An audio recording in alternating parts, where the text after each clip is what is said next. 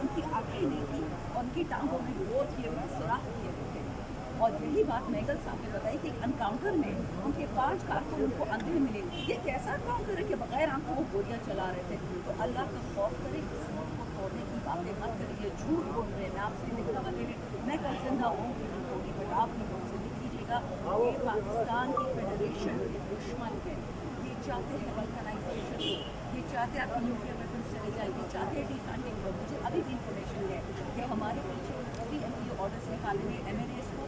انہوں نے یہ جو بے شرم آئینی ترامیم کرنی ہے 56, جس میں آپ کے تمام بیسک حقوق, صاف چلنے کے حقوق, جان زندہ رہنے کے حقوق, پاکستان میں رہنے کے حقوق آپ سے چھیننے جا رہے ہیں. مجھے آپ دونوں سے, ہم دونوں سفید پوش ہیں, ہم دونوں مڈل کلاس لوگ ہیں, تاکہ مریم اور بلاول رول کرتے رہے ان امینڈمنٹس اٹھاتے ہیں. کیونکہ سیاسی ایم این ایز اٹھا رہی ہیں. یہ اتنے بے شرم لوگ ہیں کہ ہماری ایم این اے ہے, شی از ان دا فیملی ہوئے, اور اس کے گھر پی ایم ہاؤس میں گئے, پارلیمنٹ لاجز میں 3 بچوں کی ماں ہے, اس کو اٹھانے گئے تھے, وہ وہاں سے بھاگی ان کے دیابی بنا لینے. ہم ایسے گندے شیطانوں سے ٹھیک کریں.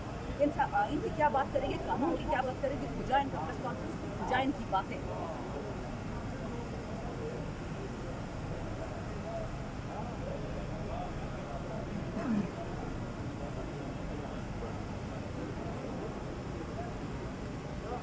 ایبسلیوٹلی.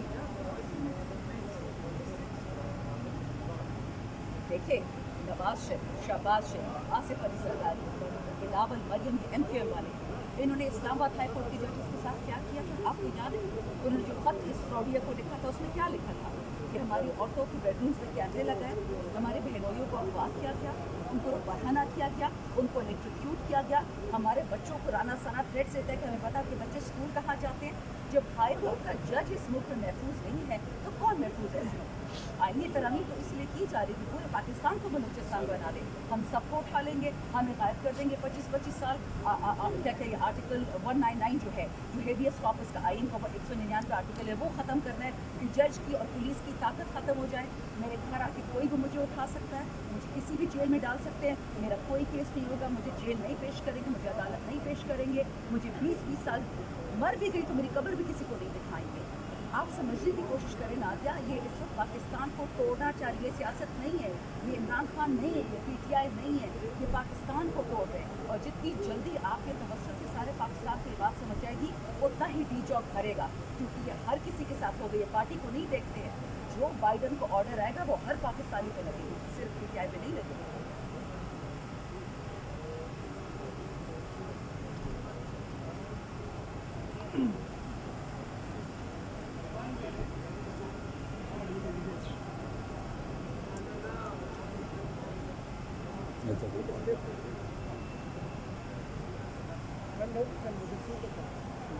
منافقین ہیں, جھوٹ بولتے ہیں.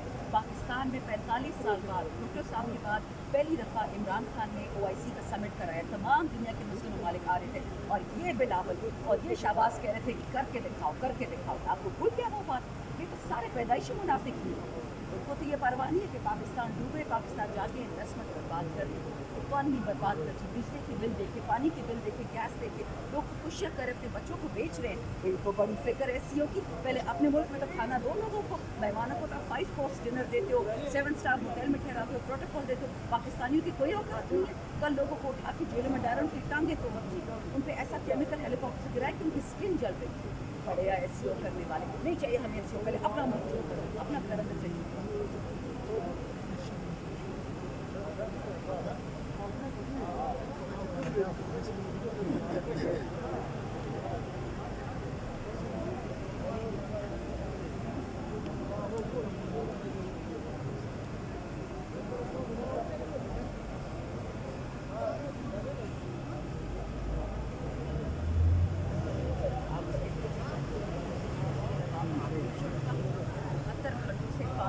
کھانا کسی لائق اسلام آباد کے ابھی اس کا ہارٹ فیلئر ہوا ہے. تشدد